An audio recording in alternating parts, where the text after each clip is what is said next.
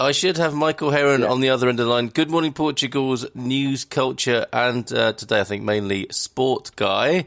Michael, are you there? Good morning, Carl. Yes, I am. How are you doing? I'm very well, thank you. Very well. A little bit tired after a major research trip up to Aveiro, which looks like it's going to be home for us and for OurNet, the company, which is my day job. But very well, and enjoying this great weather, which I suppose would be, if we have two stories today, the second one would be the weather both here and back home for us in the UK, because they're having unprecedented hot weather. But really the big story is unavoidable, isn't it? England. What sort of week have you had watching football? How have you been, and how are your nerves? It's been fantastic, and I can't remember. Well, I can remember. I think as a child, I'd sort of locked down all of this trauma from watching England constantly lose and disappoint. And when we beat Colombia on Tuesday, it just felt like this relief that we'd managed to get through and win on penalties, which we hadn't done for 22 years and we'd never done in a World Cup. So, yeah, I've been ecstatic, mate. I've been smiling constantly. People have been saying really nice things to me. Again, as an England fan, we're not used to this, especially when you live abroad. People coming up congratulating you. So yeah, it's been fantastic. And you know, in previous competitions where we haven't managed to get this far, you still watch the tournament as a neutral and you're excited, but nothing compared to when you're still in the competition. It's such a great feeling, and really proud of the boys and how they've performed. And yeah, let's see if they can go one step further on Saturday against Sweden. Well, I take it you've been wearing your England shirt to all your business meetings then? Well, no, I haven't gone that far, but I will wear it if we beat Sweden tomorrow. Then I will wear it at my business meetings next week, at all of them. I'll wear it underneath my suit and tuck it into my suit trousers. But I promise I will wear it, and I will take selfies with my clients, and I'll post them to the Good Morning Portugal Facebook and Twitter feed as well, so people can see that I'm not bluffing. Great idea. And what was the other thing about England? If they win the World Cup, you're going to be running around the Praça da Comercial naked, was it? No, that you misunderstood that one, mate. Okay. That never happened. That never happened. No. Okay. Yeah. No. And no one would want to see that. No one would want to see that. Must have made that up in my own mind then. I don't know what I'm thinking. Yeah, it's a bit worrying that you were imagining me naked. I'm a bit concerned. But maybe the fact that you're moving to Aveiro is probably a good thing. You can stop being a I don't pest. have to worry about any unsolicited approaches. Advances. Okay. All right. You've drawn a line there for me, which I'm grateful for. Strong boundaries. I like it. I'm glad. Now, I'm glad we cleared that up. I was a bit. Yes, I won't mention it again.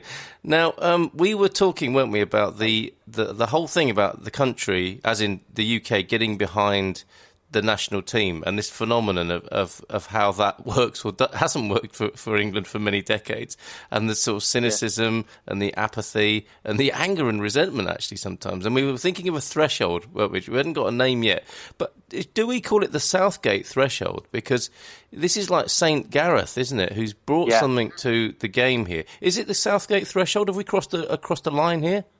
I think so. I think this is going to have a huge impact on the culture of the way that the English national team and maybe this next generation of players are perceived by fans and the media. Because I think in the past, because there was a boom, wasn't there, in the 90s, and you know it's continued until today, where players have been getting paid extortionate amounts of money. So it's not like the old days in the 60s where you'd see players and fans drinking together in the pub because their salaries weren't that different. I mean, obviously, footballers were paid well and better than the average Joe, but there wasn't that huge difference in income. And obviously now that's happened. So a lot of resentment happens when England especially don't perform, and fans say the usual thing of, oh, they're just a bunch of mercenaries. They get paid a lot of money. They care more about playing for their club than their country. And we hear this sort of constant rhetoric and narrative repeated over and over again. With Southgate, and you're right, not just Sir Gareth Southgate, Saint Gareth. I think what he's managed to achieve is just take a lot of the egos and make the atmosphere a lot more humble, because he's such a humble guy, and I think that's rubbed off on the players. I think he's also picked a very young squad, with the exception of maybe Harry Kane, who's earning a lot of money. None of the other players are earning, the sort of extortionate amounts that other players in the Premier League earn. And even with Harry Kane, I think he's quite a humble guy as well. So I think there is this shift, and it's why I think the country has got behind the team so quickly, is because of Gareth and a lot of the things that he's done visibly in public, his body language with the players, the fact that Fabian Delph had a baby and he sent him home and told him that family is more important than football. So, I thought that was a lovely thing, and it humanises them, and we can all relate to that. Yes. So, obviously the team is performing. The team is performing, and that's important. But I think we're seeing a bigger shift, and I hope it continues, and I hope it has an impact. And I hope these young English players realise how important it is for fans to feel connected with them, and it's been great to see.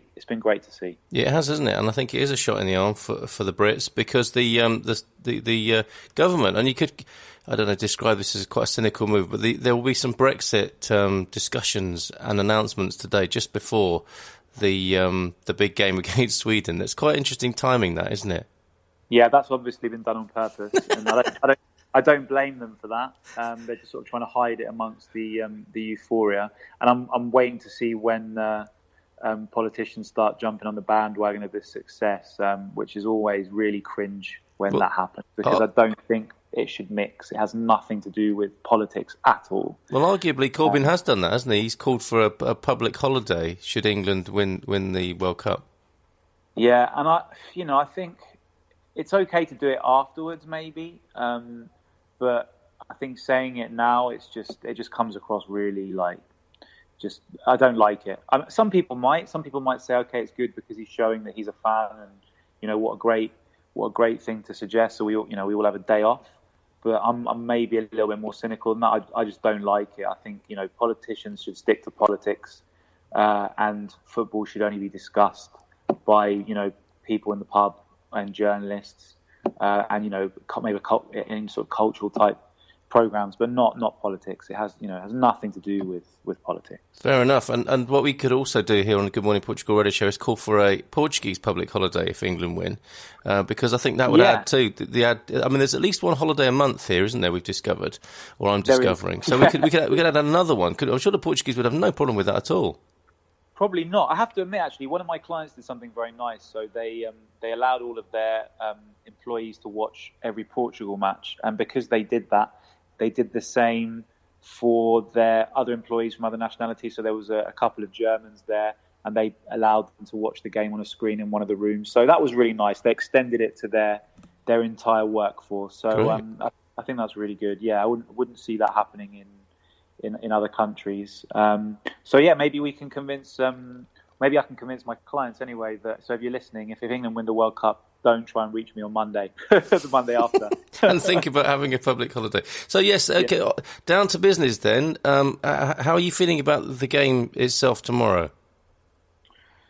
Well, I think out of all the 8 countries, so the 7 countries other than England that are left, I think if I could choose any of them to play, it would be Sweden, probably. No disrespect for Sweden, but just because Russia are the hosts. Croatia have, played very well, convincingly beaten, some big countries. Uruguay are very dangerous. France, obviously, as well. Brazil, Belgium as well. So I think it's a great opportunity for us to progress. However, Sweden are a very difficult team. In qualifying, they beat Italy and qualified at the expense of Italy. They obviously knocked out some big countries as well in this tournament. So we have to be extremely careful. But I think Gareth and the players, I think they are prepared for that. And they're not going to be, sort of stupid and overly confident, which I think will be good. But I've got a sneaky feeling that we're going to comfortably win. I think we're going to get a couple of early goals and comfortably win and settle down and play some good football. And I could maybe even see us winning 3-0. I like it. I love it when you give a confident prediction like that. And do you think the players will be feeling the same now, given the run that they've had and where they are in this competition now? Is that there will be an extra added boost of self-belief and self-esteem?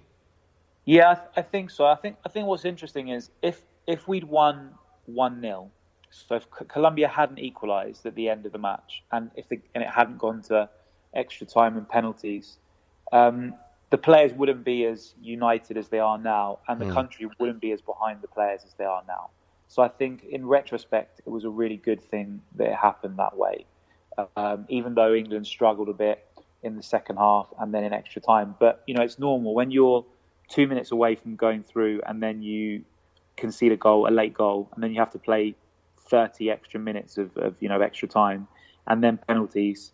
It does affect you mentally, like it would affect anyone mentally. So the fact that they managed to recover and then win on penalties, I think they will be really confident that they can beat Sweden, and they won't be afraid psychologically that if it does go to extra time again, there won't be this fear hanging over them that they can't win on penalties because they did it on Tuesday. Fantastic. And a wonderful karmic completion there. Gareth, all is forgiven, right, when it comes to the famous penalties of the past and of the last week? I think that was, for me, that was the most emotional part of Tuesday, is the fact that I felt that he'd really laid the ghost of Euro 96. And I felt like we all had as well, because that still played on a lot of our minds, I think. And, psychologically it does affect everyone. And then there's this fear that's now gone. And whatever happens now, job done. We all said before the tournament, if we could get to the quarterfinals and just win one knockout match, then we'd all be pleased. So even if we don't win on Saturday, I think this team has a lot of potential and can do well in the future. But we've got the best opportunity that I can remember to get to a final, because if we beat Sweden on Saturday, we'll play the winner of Croatia-Russia on Wednesday, so to get to the final. So we're never going to have a better opportunity than that, I think. So let's do it. Let's take the opportunity. What a fabulous note to end on there. That's your motivational speech to all listening, and to me. I felt a little a ripple of energy up and down my spine there, Michael. Thank you very much for that. And you're 3. Well, luckily for me, just your spine. Luckily for you, what? Say that again. Just your spine, I hope. Oh, my word. 3-0, says Michael Heron. And we should really leave it there. Thank you, Michael. Yeah. Thanks very much, Carl.